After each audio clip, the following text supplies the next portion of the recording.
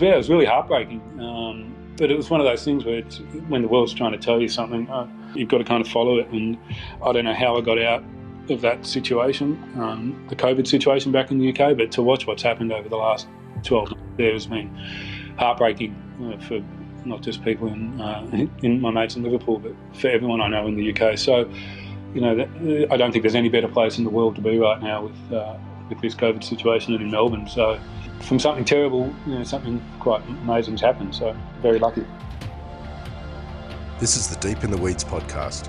I'm Anthony Huckstep. The impact of the last 12 months on many lives has been monumental. There have been many Australians abroad coming home to be closer to family, while some are still trying to secure flights. There are others that came back to Australia and had to leave the foundations and lives they had built behind and begin new lives down under, with uncertainty hovering over them the entire time. Anthony Power is the owner of the Fitzroy Feast. Anthony, how are you going? G'day, Huck. How are you? Good. It's good to have you on the show. You've had, like many people, had a hell of a 12 months, and I really look forward to hearing what's happened in your world. But just before the pandemic, you were living in London and you'd been there for many years building a career. Yeah. Can you just tell us about that period of time and coming back to Australia just as the pandemic had sort of landed? Yeah, sure. Well, yeah, so I moved to the UK in 2005. I'm from Melbourne originally, but moved to London in 2005 and was working as a chef over there at Oxo Tower, quite a well-known restaurant on the Thames there, and I've been there. Well, obviously been there pretty much since. But up until I was in London up until 2019, where I moved up to Liverpool to open my restaurant, a Spanish restaurant called Pilgrim, and so going back a bit, in 2005, I moved over there as a chef, but then I worked for the Movember Foundation in the UK and Europe for about 10 years over there.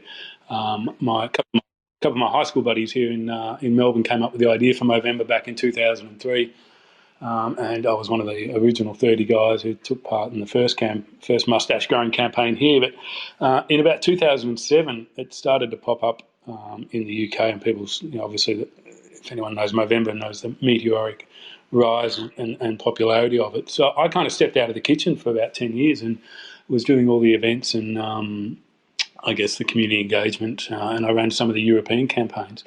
And then in about 2017, I stepped out of Movember and went back doing some pop-ups, some food pop-ups and some cooking with a couple of mates. We launched this Spanish food concept called Pilgrim, which was a live fire Spanish restaurant that drew its inspiration from the Camino de Santiago, which is a pilgrimage across Spain to Western Spain, to the resting place of St. James.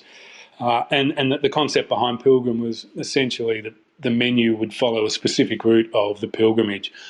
So you'd have we could rotate menus. One could be the Portuguese route, where it would follow the Portuguese Camino. There would be the Camino Frances, which starts in the French Pyrenees.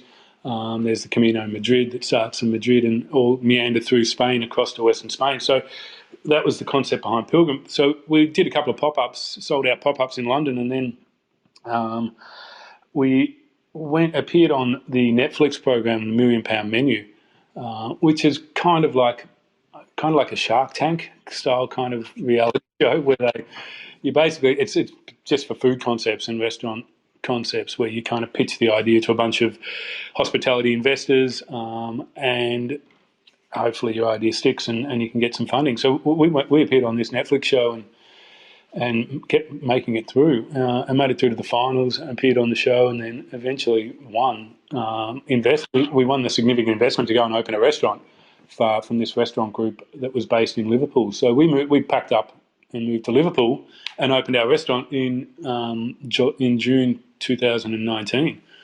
I'd had this quite sedentary life in London, or based out of London, and then got back into the food game and found myself up in Liverpool, of all places, back on the pans, working in front of this massive fire pit, launching this restaurant. And then I came back in March, like that was obviously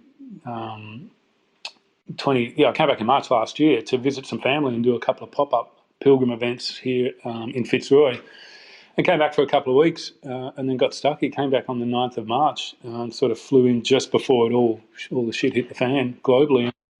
And got stuck here and did the Melbourne lockdowns like everyone else, and then made the pretty heartbreaking but necessary decision that watching what was going on back in the UK with COVID to walk away from to step away from the business and get everything in my house put into storage, and then make the decision to stay here in Melbourne. So here I am. So it's been a Look, let's dig a bit deeper there, because you've built this restaurant over a couple of years, and really it was only still in its first year as bricks and mortar.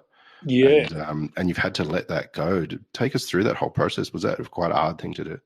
Oh yeah, it was. Well, it was, I think anyone who's had any kind of hospitality venue knows you put your blood and soul into it, and it was it was such a whirlwind journey.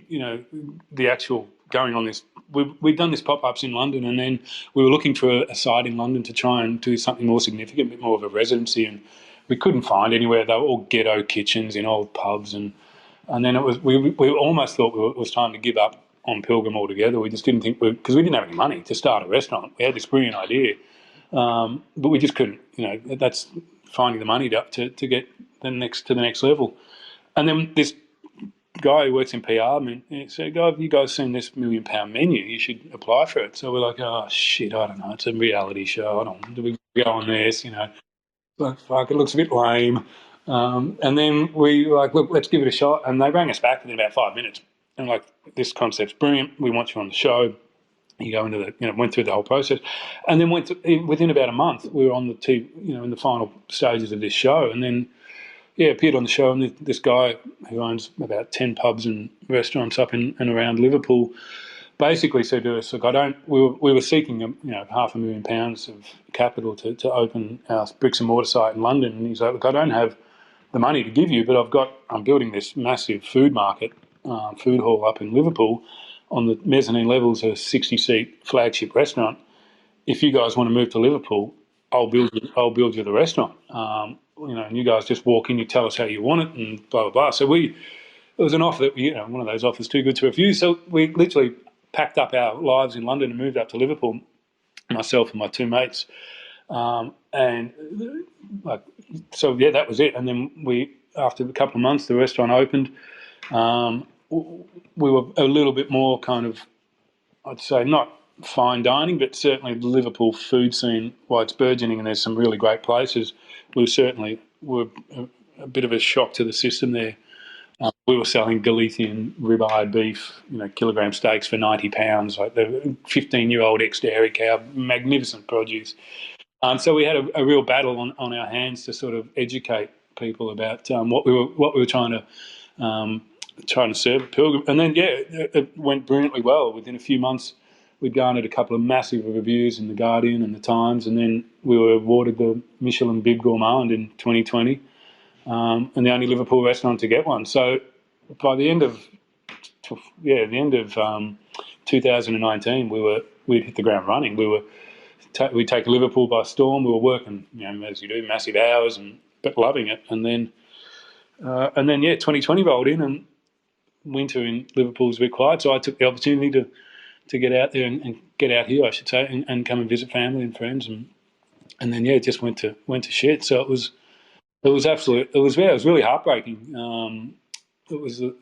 But it was one of those things where when the world's trying to tell you something, the universe is telling something, you've got to kind of follow it. And I don't know how I got out of that situation, the COVID situation back in the UK, but to watch what's happened over the last 12 months there has been heartbreaking for not just people in my mates in Liverpool, but for everyone I know in the UK. So, I don't think there's any better place in the world to be right now with this COVID situation than in Melbourne. So, from something terrible, something quite amazing's happened. So, very lucky. What's it been like for you? You're away for 15 years to come back to Melbourne and then be part of that lockdown. What's the experience been like the last sort of 10 months for you? Well, it's hard to say. So I came back came back and I was staying with my mate up in Fitzroy, my mate and his wife. So I just kind of landed on them for a couple of weeks, and then, within 2 weeks of getting here, by the end of March, we were in that first lockdown. So I basically got to hang out with my best mate and just drink beer and play guitar for the first lockdown until it kind of overstayed my welcome a little bit, I think. But no mate's going to kick you out in the middle of a pandemic. So that was the first lockdown, and then we came out of in June, I think it was, where the whole of Melbourne was out for a month, and everyone went crazy. So that was great. I was helping a mate at his restaurant out in Hawthorn reopen and did that. And then the second lockdown happened, but a couple of days before, I actually met this girl who's was this amazing girl, and I went for dinner a couple of days before the second lockdown in July, and haven't left, and I'm still here. I'm sitting in the house now. It's been this whirlwind relationship in the middle of forged out of COVID. So I've had an absolutely fantastic time. So I don't know I feel really guilty that I've had such an amazing experience with COVID. When it's been I've had bad experiences as well, obviously, with the restaurant. But yeah, so lockdown for me has been fantastic. You also turned your hand to launch the Fitzroy Feast, a live fire barbecue and bar on Rose Street Market. Can you tell us a bit about the ideas behind that and a bit about it?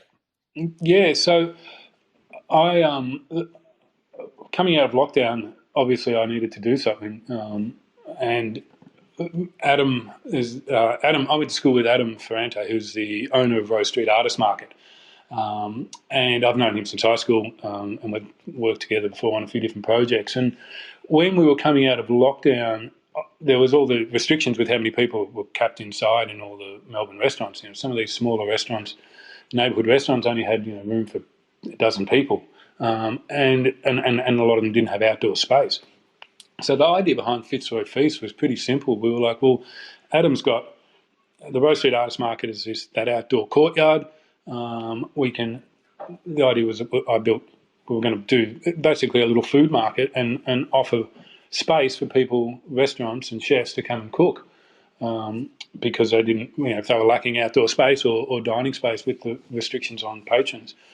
So I went ahead and I found a blacksmith over in North Melbourne who I got him to build me a custom fire pit. It's a massive steel fire pit with a couple of grills, and got my brother to get me some scaffolding so I could hang some meat and vegetables over the fire and smoke them. And then we launched it at the end of November last year. And then, yes, we did about 4 weeks in December. Every Friday. It was a great success. Had tables out there, big outdoor space. I think it was a bit not unfortunate, it was very fortunate for the restaurants, but we didn't realise it when we were setting all this up that all the restaurants in the city of Yarra and around Melbourne were going to be given outdoor space, car park. So we kind of watched everywhere open outdoors at the same time we did. So that kind of restricted the size of how big that could get. But yeah, for 4 weeks we had a fantastic time, and then around about Christmas time, I came off my bike, playing a game of chicken with a car at a roundabout, and came off second best and managed to injure some ligaments in my knee. So I've basically been out of action since Christmas. So I've had to put my the event, the Fitzroy Feast, and my knee on ice until March, I think. So yeah, that was the Fitzroy Feast. So it's it's a great concept. We're looking forward to relaunching it again, hopefully around the end of March, once I can walk again. How are you feeling about re-entering a career as a chef and having such highs and then massive hurdles to get over? What's your thoughts about moving forward as a chef after that big break and then coming back into it with such weird circumstances? Yeah, look, it's a mug's game, isn't it? There's not as you get a bit older in the game too, it's definitely a young bucks game, but it's like the mafia, just when you think you're out, you get pulled back into it.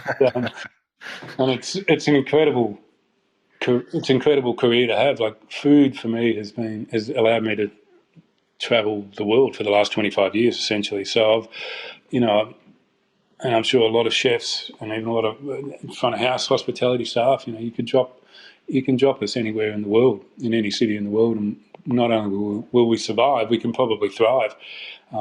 It's an incredible career to have, and it opens so many opportunities. It's certainly tough work. There's no doubt about that.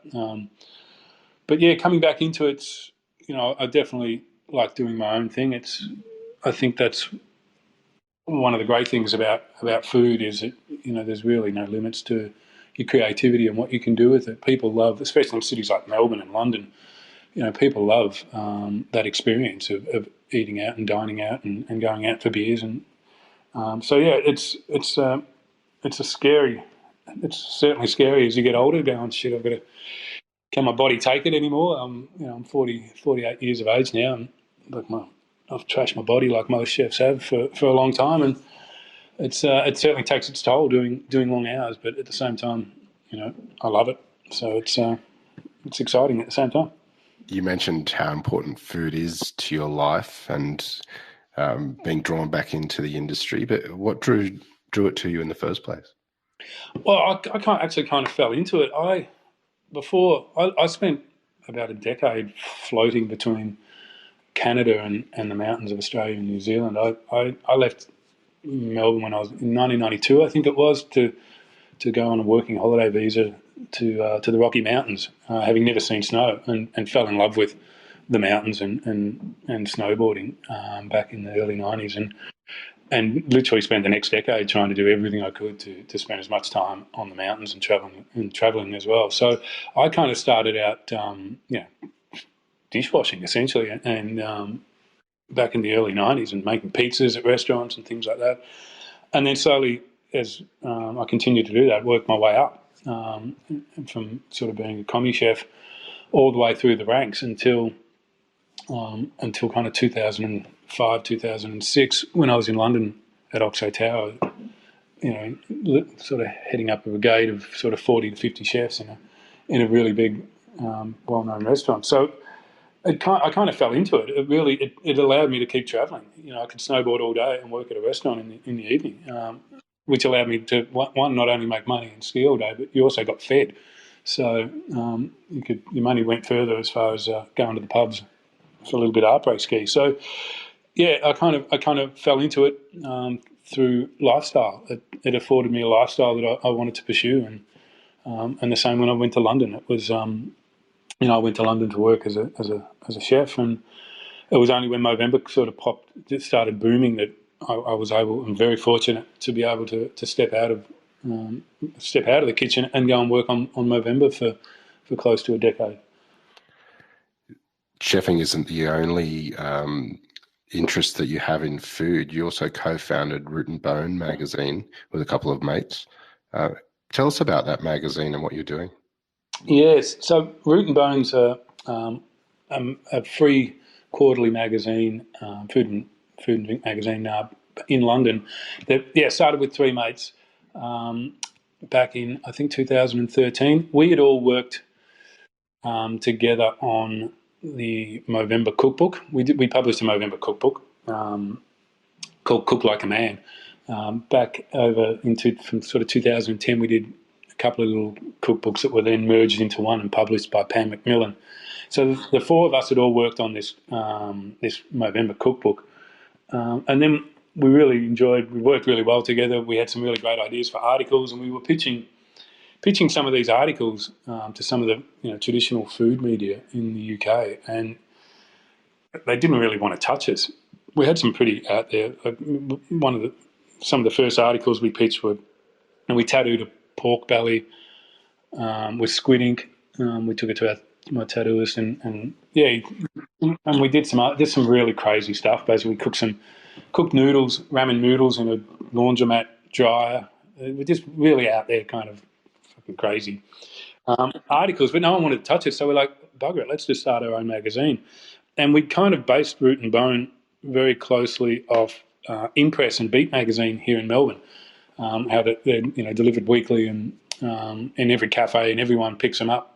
Well, used to pick them up, read them cover to cover, because it was the inside scoop on the music scene in Melbourne. So that was the kind of framework for what Root and Bone, we wanted Root and Bone to be. We wanted it to be a magazine for chefs and the front of house crew, that when we delivered a bundle of 50 of them to your cafe and restaurant, the first people that took them were the crew that worked there.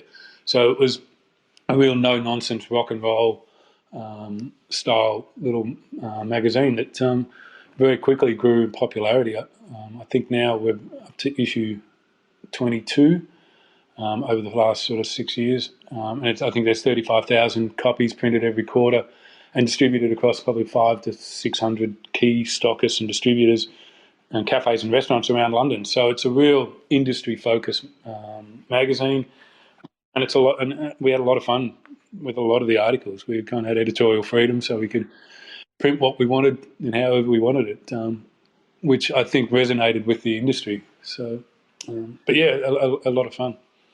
You mentioned your involvement with Movember, and particularly early on when it was just getting started as well. But in 2012, you wrote the Movember Cook Like a Man cookbook. Can you tell us about putting that together and the impact that that's had for Movember and the cause that it looks after? Yeah, it was. So when we started launching Movember in the UK, one of the co-founders of Movember, he and his family moved over to the UK, I think in 2007, to sort of set up the foundation and start rolling it out, because it was here in Australia, it was starting to go crazy with popularity, and it started to pick up in the US and the UK. So he moved over in 2007, and I guess how we started Movember in the UK was we pretty much saddled up and went to and visited almost every capital city across the UK and Ireland in those first couple of years, and the way we sort of built the charity over there was we'd go to, say, for example, Manchester. We'd go and find a barber shop where we could sort of bring everyone together for a shave down on the 1st of November and sort of create that hub. We'd go to visit the universities, because obviously Movember was always big at the universities around in Australia, the UK and around the world. And then we'd go and find a really cool bar and a really cool restaurant and get all the crew involved and have somewhere where we could hang out. So Movember was really, in those early days, everyone would hang out together. So we sort of, across the UK and Ireland, we'd go and create these sort of touch points and these hubs where the guys, and with the support of their most sisters, could go and hang out during the month and share their experience. And what we found over those first few years is that the hospitality industry were the early adapters of Movember, and likewise here in Australia. It was the surf and skate crew that really took Movember in those first couple of years and ran with it, and hospitality followed very quickly. I think the crews in restaurants really have that, I don't know, not craziness about them, but the willingness to don't give a shit. They don't care what they look like. They're quite happy to look like a bit ridiculous with a mustache, and so in the UK, what we did was we created all these cities of hospitality crew that were doing Movember.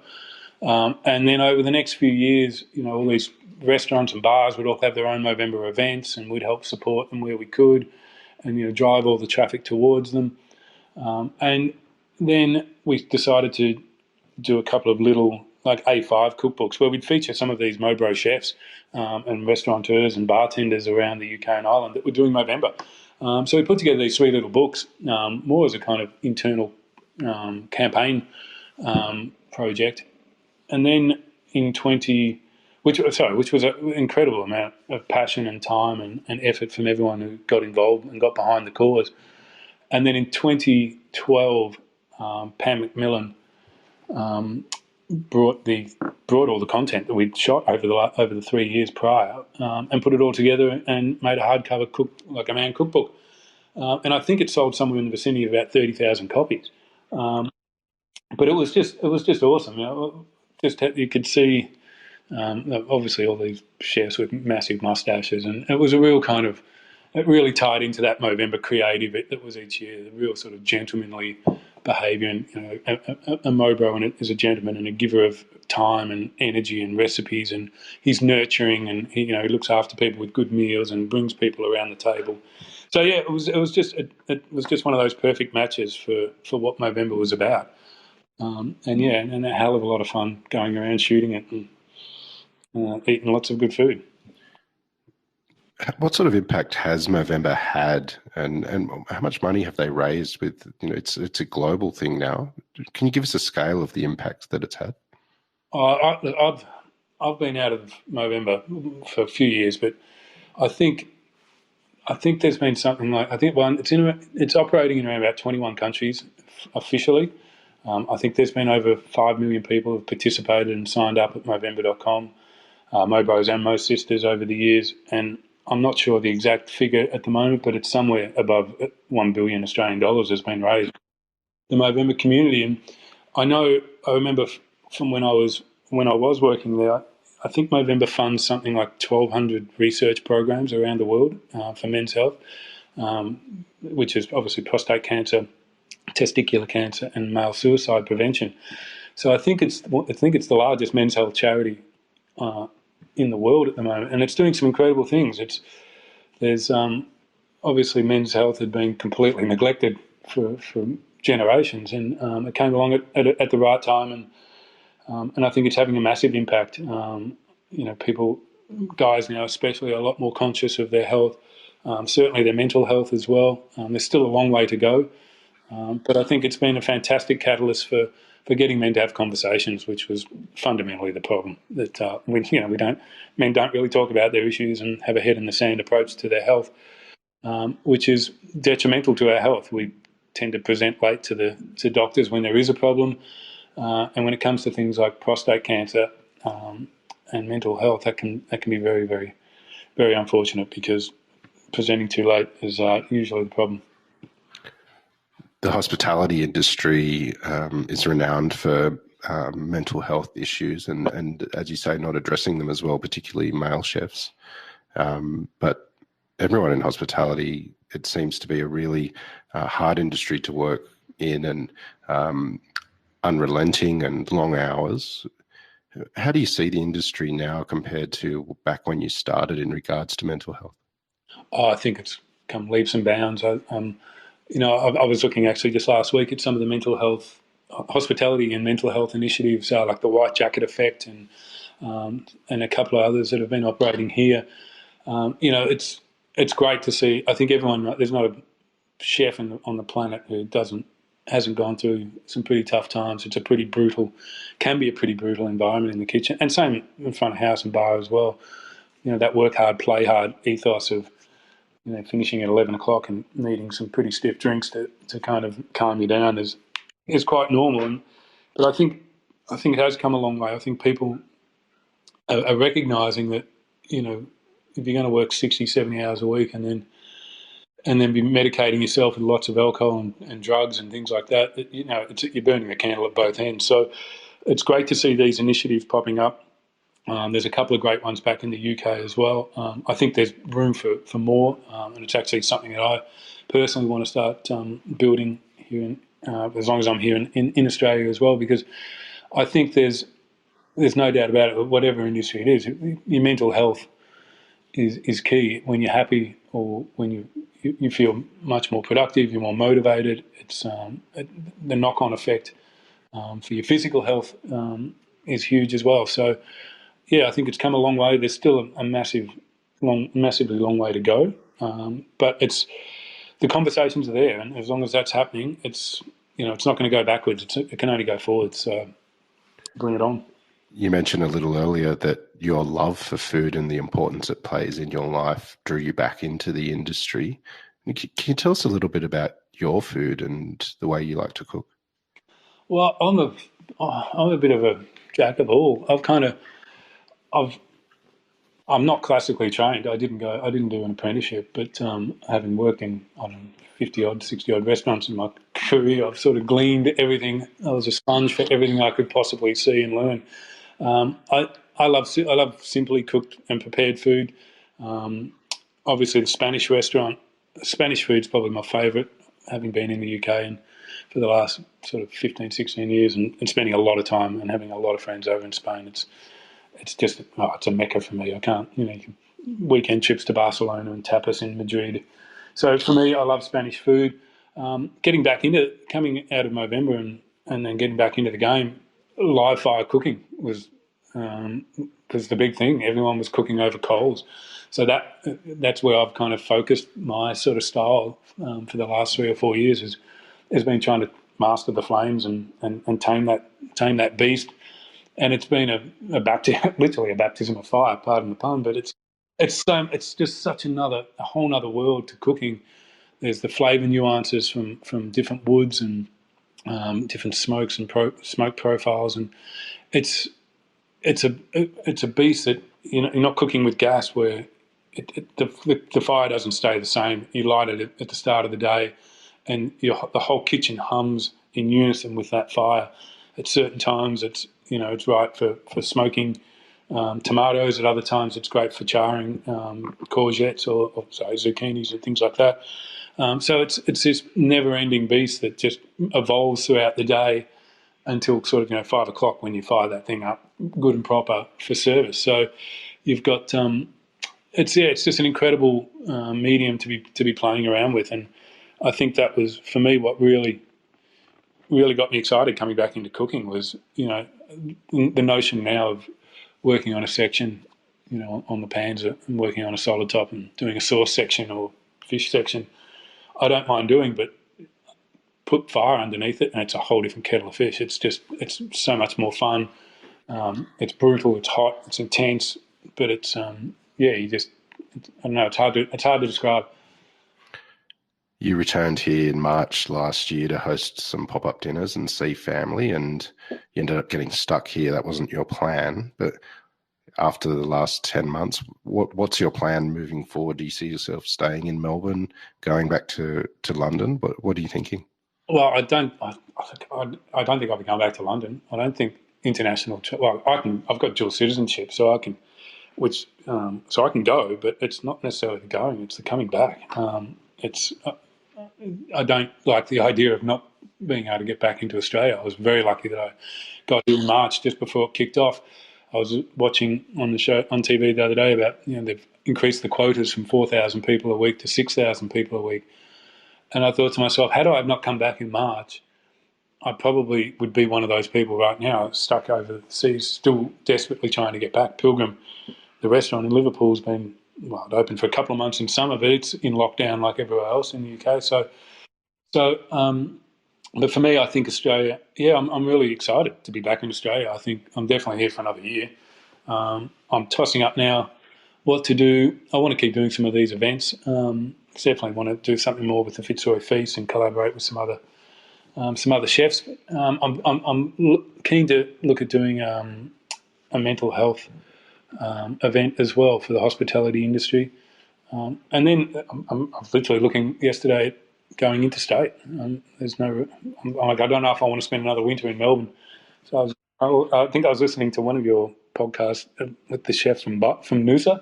So I can't remember his name off the top of my head, but I was like, geez, that sounds awesome. I was looking at restaurants in Noosa the other day as well. So yeah, I'm excited to be staying here because at the moment Australia is relatively open, and it's such a beautiful place, and the produce here is second to none. So it's the world's my oyster, so to speak. Well, Anthony, we've loved hearing your story on Deep in the Weeds, and look forward to seeing you back on the pans once your knees are okay and cooking over fire. Perhaps up north in Noosa. They'll welcome you up there, no doubt. Mate, we loved having you on Deep in the Weeds. Please keep in touch, and we'll talk again soon. Will do. Thanks very much for having me. This is the Deep in the Weeds podcast. I'm Anthony Huckstep. Stay tuned as we share the stories of Australia's hospo community, suppliers and producers in search of hope during this pandemic. Special thanks to executive producer Rob Locke for making this all happen. Follow us on Instagram at Deep in the Weeds Podcast, or email us at podcast@deepintheweeds.com.au. Stay safe and be well.